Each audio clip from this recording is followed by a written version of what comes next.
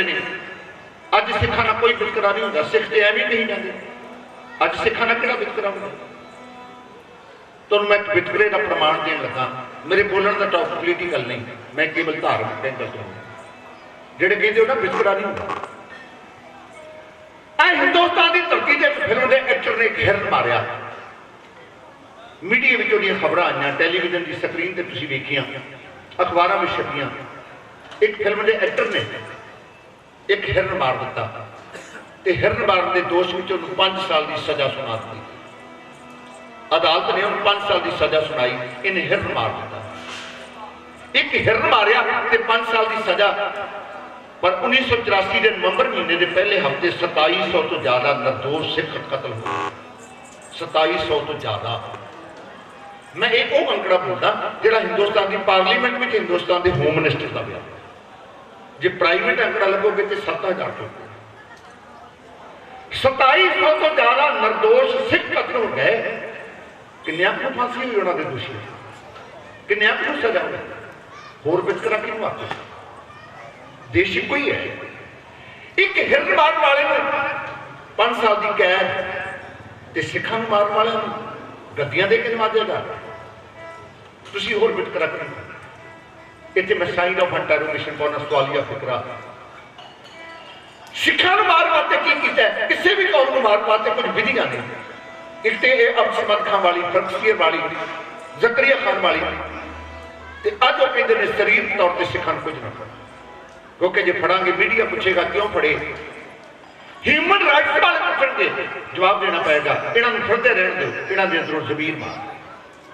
तो जमीन मारने वास्ते उन्हें की किया?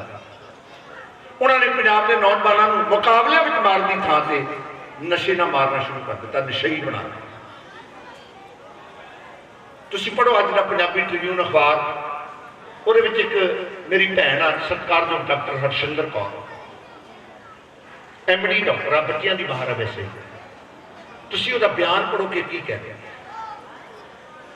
नौजवानों को नशियां की दलदल तुसीं ते मैं तुहानूं मुबारकबाद देना भी बच्चों को तुसीं आ गुरमत समागम करके जोड़न का यतन किया है। मेरे NRI भी बैठे ने, मैं जिक्र कर देवां, सरदार शरणजीत सिंह होरी बैठे ने, तुहाडे नगर का मान।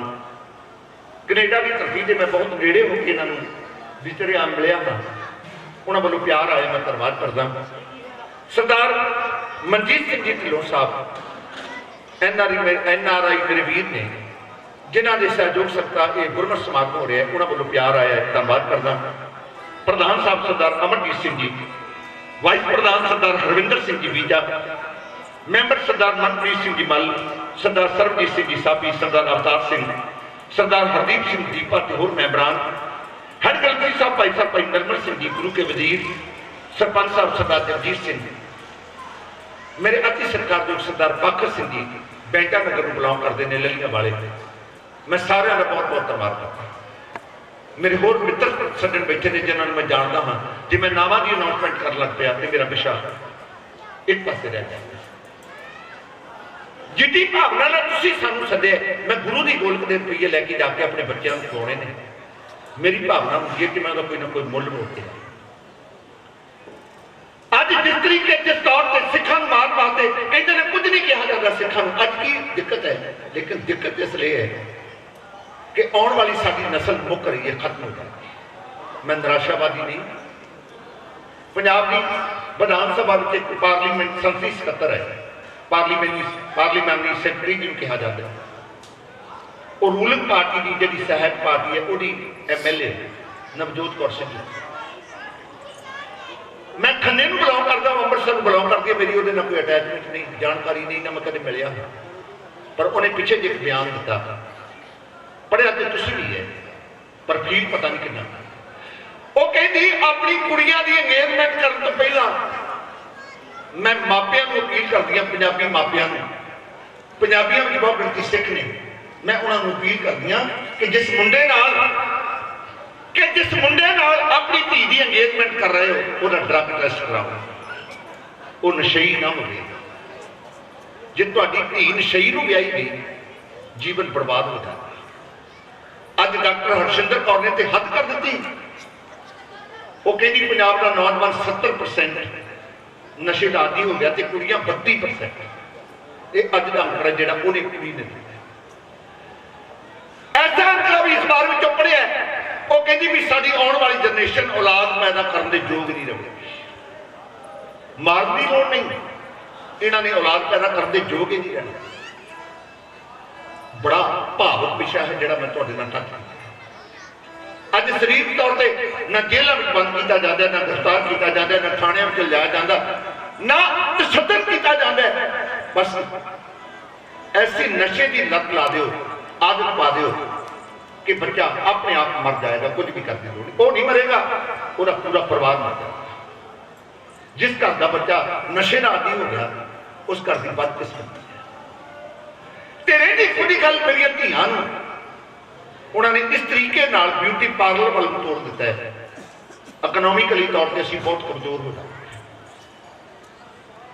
बन बन के रहने का चाव कोई माड़ा नहीं बच्चों को बहुत चाव होता बहुत चंगी गल है हर बंदे अपनी उम्र में एक शौक होता है मैं किसी को चंगा लगा चंगी गल है पर जो खतरनाक अंकड़ा मैं सुनिया मैं तुहाडे नाल जरूर साझा करांगा किसी भी कौम को मार वास्ते दो तरीके बड़े कारगर ने एक उन्हें नौजवानों को नशई बना देना एक उस कौम को करजाई देना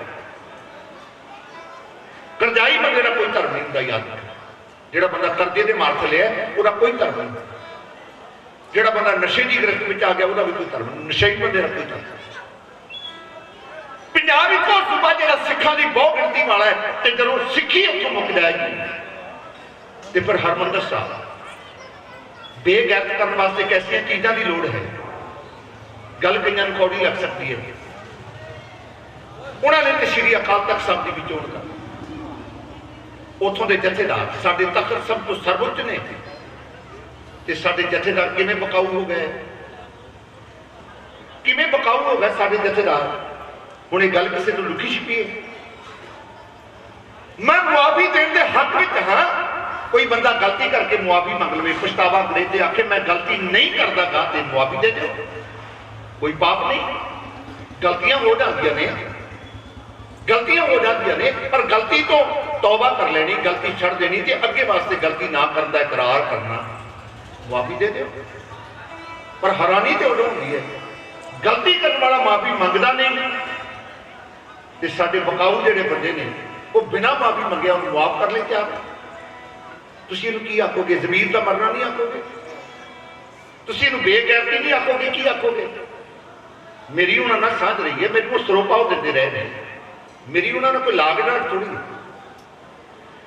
अकाल तख्त आया 1984 में इमारत वो तो असीं बना ली पर इन्हां दा की करोगे ये मैं तुहाडे सोचण वास्ते छड्डदा गुरमत समागम में ये गल्लां जरूर विचारियो बेगैरत करना बेगैरत की हुंदा है जिन्होंने शर्म ही आना होवे आ पिछे जे साडे ब्याहां विच एक गीत बड़ा वधिया बड़ा असीं उहदे ते नचे ब्याह विच नचना कोई पाप नहीं मैं मनदा ठीक है खुशी का इजहार है करो हुण डीजे ते गीत बजदा वीडियो बनती है पति पत्नी नचदे ने ते पति अपनी पत्नी कल्ला हथ करके कहंदा तू नहीं बोलदी तेरे च तेरा फलाना बोलदा है बेगैरती होर की हुंदी है पत्नी नूं कहंदा तेरे च तेरा फलाना बोलदा है हथ करके हुण बेगैरती तुसीं किहनूं आखोगे हथ करके अपनी पत्नी वाल मैं इत्थे साइन ऑफ इंटरोगेशन करना सवालिया जिक्र बना लिया किसी कौम को बेगैरत कर गल्लां कौड़ियां ने लेकिन जब ध्यान ना समझोगे तो इन्होंने कुछ निकलेगा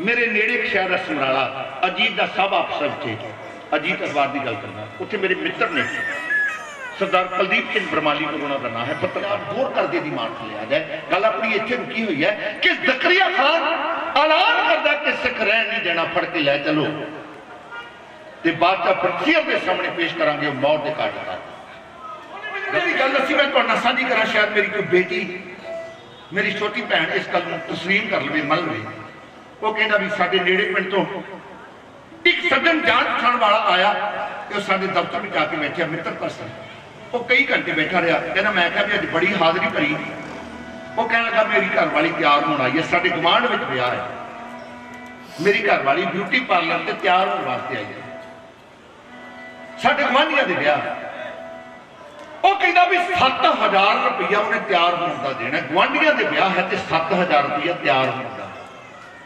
फिर असीं कहने साडे जिम्मे कर्जा चढ़ गया, कर्जा नहीं चढ़ेगा तो होर की होगा।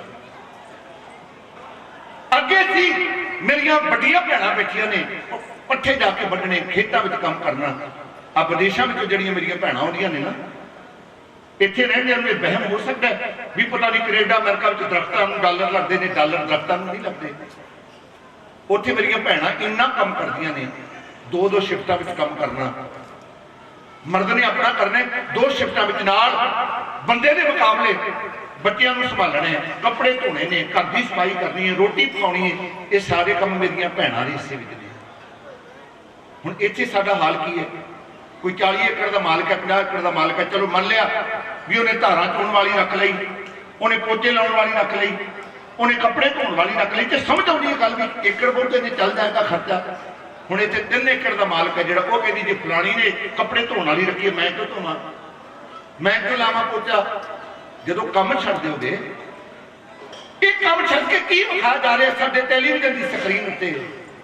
अज जिन्हें सीरीयल तुसीं वेखदे हो, मैं तो वेखदा नहीं, जिन्हें सीरीयल वेखते हो की गल उभर के सामने आती है, गलत रिलेशन, गलत संबंध। कोई सीरीयल वेखे वो गलत रिलेशन तुहानूं मिलदा, वो क्यों दिखाए जा रहे हैं? असल में तुहाडे बच्चों को गलत रस्ते से तोड़न की विधि है, किसी कौम को मारन की कहानी मैं तां तुहाडे नाल साझी तुहाडे जतन की पुरजोर शब्द सलाह करना, बच्चों को अपने धर्म से जोड़ना इको ही उपाना है। ये गुरु के चरणों में छोड़ा प्रमाण है, जो तुसी माया समाज में देती है, थोड़ा एक पैसा लेके चलेगा। मैं गुहार के सर महाराज दरबार में काम दौलत की गल कुछ नहीं मेरा जानी जान गुरु इसका तो याद है कि सिखने जो माया पाई हो उसके दसमान सारे लिखे गए। खैर मेरी गल विशेष पूरी करनी चाहिए, ये मैं तू का प्रचार करते नहीं तो एक